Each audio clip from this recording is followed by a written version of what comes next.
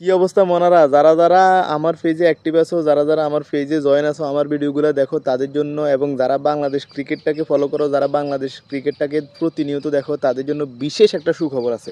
সুখবর সুখবর সুখবর, এই ধরনের সুখবর দেওয়ার আগে অবশ্যই কয়েকবার অ্যানাউন্সমেন্ট করে নেবেন। আর এখন যারা শুনবেন পরবর্তীতে আপনি যাকে বলবেন অবশ্যই অবশ্যই অবশ্যই সুখবরটাকে বারবার অ্যানাউন্সমেন্ট করে নেবেন, কেননা এই ধরনের সুখবর আমরা প্রতিনিয়তই পাই। এই জন্য এই ধরনের সুখবরের আমাদের কাছে কোনো মূল্যায়ন নাই। আমাদের বাংলাদেশ ক্রিকেট টিম ওয়ানডে র্যাঙ্কিংয়ে আপনার আরও এক ধাপ পিছিয়ে 10 নম্বরে গিয়ে পৌঁছাইছে। মাশাল্লাহ মাশাল্লাহ মাশাল্লাহ, আমাদের সোনার ছেলেদের কাছে আমরা কৃতজ্ঞ। আমাদের সোনার ছেলেদের আরও একটা করে, দুইটা করে বাড়ি, একটা করে বউ, তাদেরকে গিফট দেওয়া হোক, পারলে তাদেরকে একটা সাইকেল অথবা হুন্ডাও গিফট করে দেওয়া হোক, তারা যেন বউ অথবা গার্লফ্রেন্ডকে পিছনে নিয়ে ঘুরতে পারে।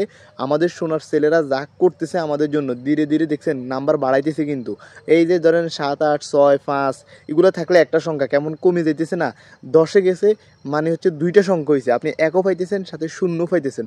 আপনি তো লাকি রে ভাই, আপনি লাকি। বাংলাদেশের ক্রিকেটের সাপোর্ট করে আপনি কিন্তু অনেক লাকি একজন মানুষ। আপনাকে আপনার টিমের প্লেয়াররা প্রতিনিয়ত বাড়তি কিছু দিতেছে, তারা কিন্তু আপনাকে কম কিছু দিবে না, প্রতিনিয়ত বাড়তি বাড়তি দিবে। টেনশন করেন না, শুধু রান আর উইকেট বাড়তি দিবে না, বুঝছেন নি?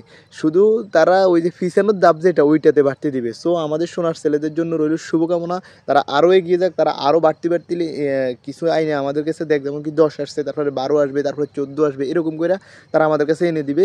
আমরা আনন্দিত হব, আমরা তাদের খেলা দেখব। শেষ।